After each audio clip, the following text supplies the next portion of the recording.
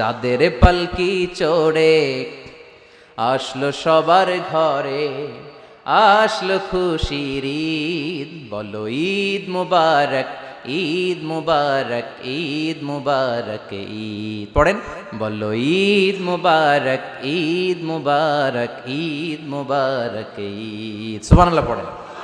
এই ক্যালেন্ডার দেখে দেখে যেমনি আমরা কাজ করি, তেমনি চাঁদ দেখে আমরা রোজা রাখি, চাঁদ দেখে আমরা ঈদ করি, চাঁদ দেখে শরীয়তের সব কার্যক্রমগুলো পরিচালনা করি। চিল্লা এখন ঠিক কিনা?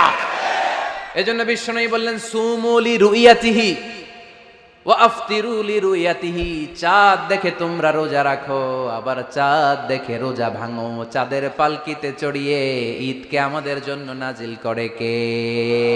এজন্য আল্লাহ বললেন আশ-শামসু ওয়াল কামারু বিহিসবান, চাঁদ সূর্য তাদের নিয়ম মেনে চলে, এটা দেখে আমরা হিসাব করি। ওয়ান নাজমু ওয়াশ-শাজারু ইয়াসজুদান, বৃক্ষলতা তারকারাজি সবকিছু একটা সত্তারে সিজদা দেয়, তিনি কে?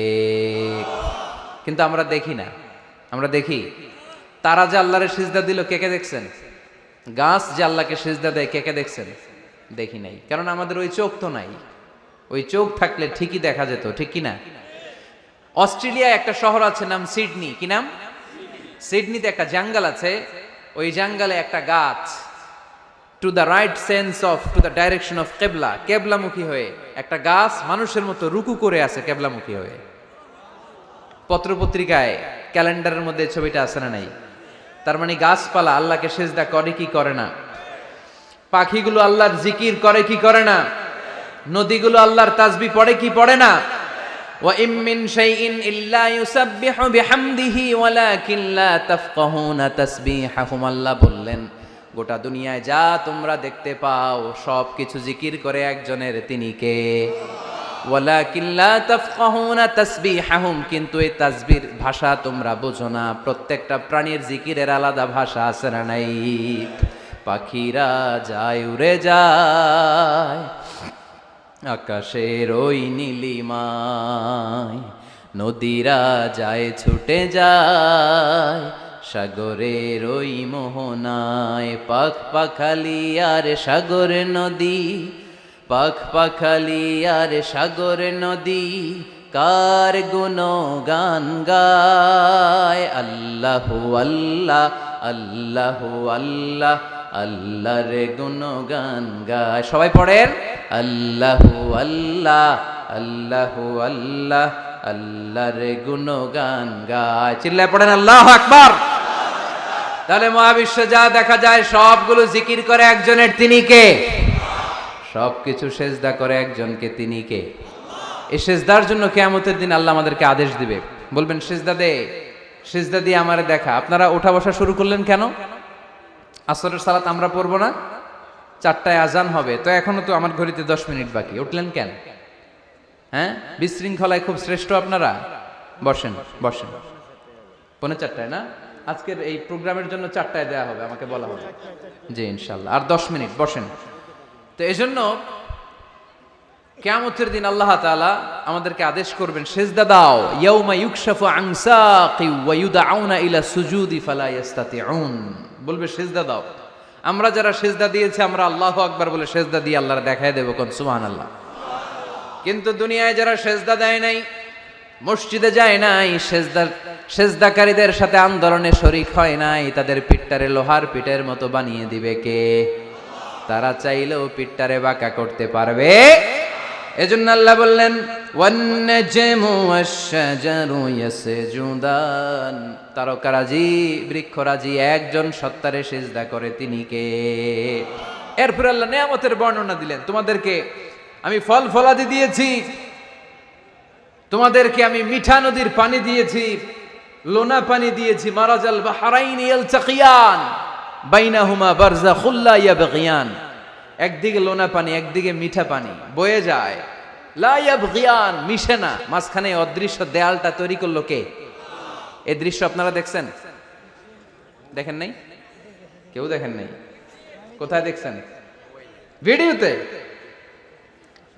বাংলাদেশের অনেক জায়গায় আছে লোনা পানি আর মিঠা পানি মিশানো, একটা কালো ঘোলা আর একটা একেবারে ক্রিস্টাল ক্লিয়ার।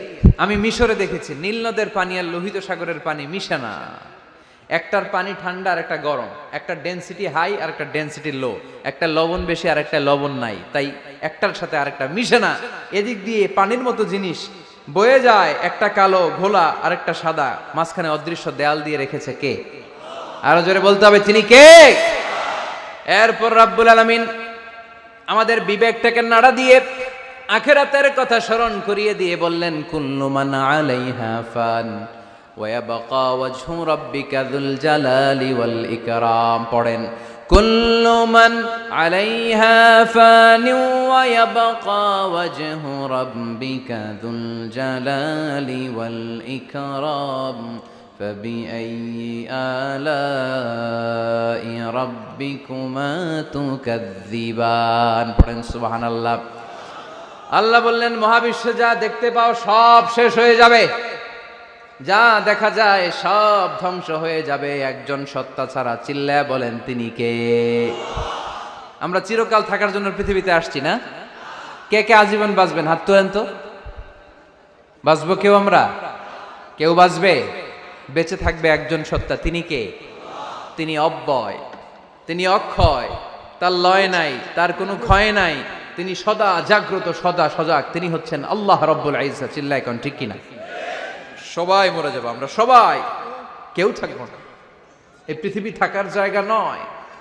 কিয়ামতের সময় আল্লাহ তাআলা মালাকুল মাউতকে বলবেন, সবার রূহ কবজ করে ফেলো, সবার, কেউ থাকবে না, সবার রূহ কবজ হয়ে যাবে। আল্লাহ মালাকুল মাউতকে বলবেন, মালাকুল মাউত কি অবস্থা? বলবে সব শেষ। মাইয়াবকা, কে বাকি? মালাকুল মাউত বলবে জিনেরা বাকি, যাদেরকে দেখা যায় না। আল্লাহ বলবেন জিনদেরকেও শেষ করে ফেলো, রূহ কবজ করো। মালাকুল মাউত আজরাইল জিনদের রূহ কবজ করবে। আল্লাহ এবার জিজ্ঞেস করবে, ইয়া মালাকাল মাউত আখবিরনি মাইয়াবকা, এবার বলো আর কে বাকি? মালাকুল মাউত বলবে, আল্লাহ মানুষগুলো সব শেষ, জিনগুলাও শেষ, এবার বাকি ইবলিস শয়তান, ইবলিসরেও শেষ করো, ইবলিসও শেষ। আল্লাহ আবার জিজ্ঞেস করবেন, ইয়া মালাকাল মাউতি মাইয়াবকা, আর কে বেঁচে আছে বলো? মালাকুল মাউত বলবে, আল্লাহ আপনার কথা অনুযায়ী পৃথিবীর সব মানুষের রূহ কবজ করলাম, সব জিনদের রূহ কবজ করলাম, ইবলিসের রূহ কবজ করলাম, এখন আছে শুধু ফেরেশতারা। আছে কারা? যাও ফেরেশতাদের রূহ কবজ করো, ফেরেশতাদের রূহ কবজ হয়ে যাবে। এবার আল্লাহ জিজ্ঞেস করবেন, ইয়া মালাকাল মাউত আখবিরনি মাইয়াবকা। মালাকুল মাউত বলবে, আল্লাহ আপনার কথা মতো ধরে ধরে সব শেষ, ফেরেশতাও শেষ, চারজন ছাড়া। কয়জন ছাড়া? জোরে বলেন, কয়জন ছাড়া? ইসরাফিল, জিব্রাইল, মিকাইল, আজরাইল। আল্লাহ এই চারজন আমরা বাকি। আল্লাহ বলবে, যাও ইযহাব ইনতালিক ইলা জিবরিল ওয়াকবাদ রূহ